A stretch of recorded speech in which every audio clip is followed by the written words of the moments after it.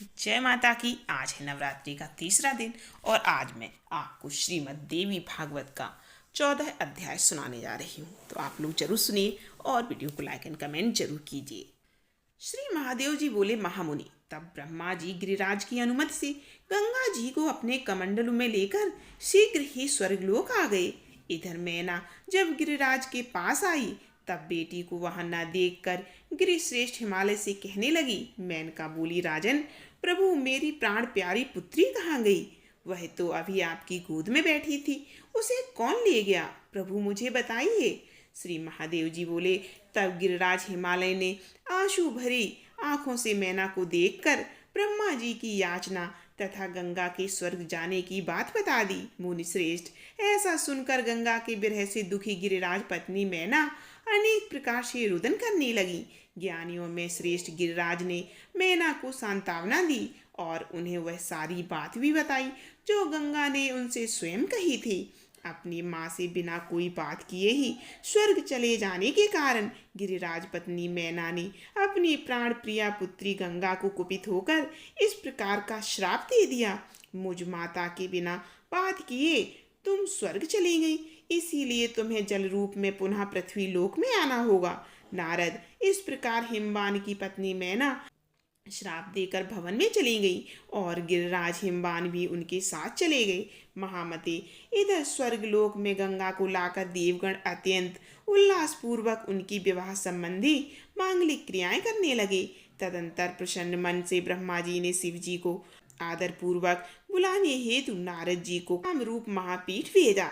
नारद जी ने कामरूप में जाकर भगवान शिव को योगाभ्यास में लग्न एवं ध्यान मग्न देखा। इंद्रियों की वृत्तियों को समेटकर योग की गहन साधना में लीन, मध्याह्न के सहस्त्रों सूर्यों के समान तेजस्वी और चंद्रमा के समान प्रकाशित नेत्र वाले भगवान शिव को देखकर नारद जी वहीं खड़े रहे और सदाशिव के ध्यान को भंग करने के भय से विचार करने लगे कि यदि देवी सती के हिमालय के घर में जन्म की बात इनसे कहूँ तो इनका ध्यान भंग हो जाएगा। यदि कुछ न कहूँ तो मुझे प्रतिज्ञा भंग का पाप लगेगा। यह भी तो हो सकता है कि देवी सती के पुनर्जन्म की बात सुनकर भगवान शिव परम संतुष्ट होकर मुझ पर प्रसन्न हो जाएं। यह सोचकर धीरे धीरे नारद जी भगवान शंकर के समीप पहुँचे और योग में लीन सदाशिव से बोले। नारद जी बोले, जगत गुरु महादेव, आपको नमस्कार करता हूँ।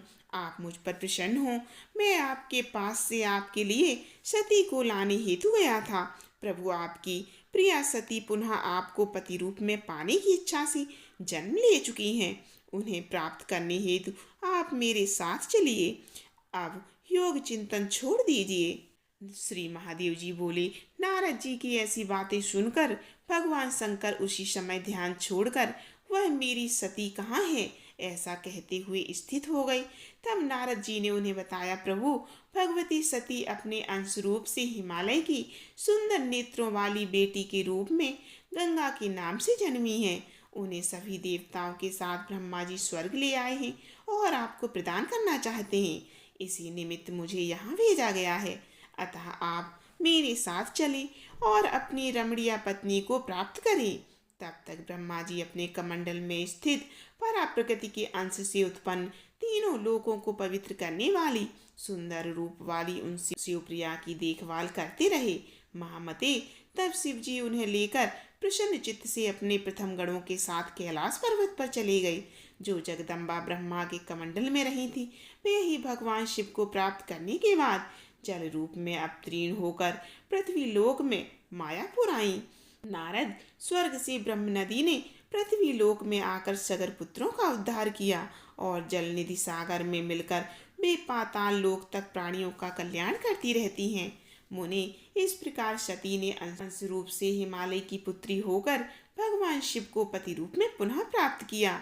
मुनिवर, भगवती सती ने ही अपने दूसरे रूप पूर्ण अवतार में पति रूप से जन्म लेकर भगवान शंकर को पति रूप से प्राप्त किया। माता कूष्मांडा का मूल मंत्र। ओम देवी कूष्मांडाय नमः। ओम देवी कूष्मांडाय नमः। ओम देवी कूष्मांडाय नमः। ओम देवी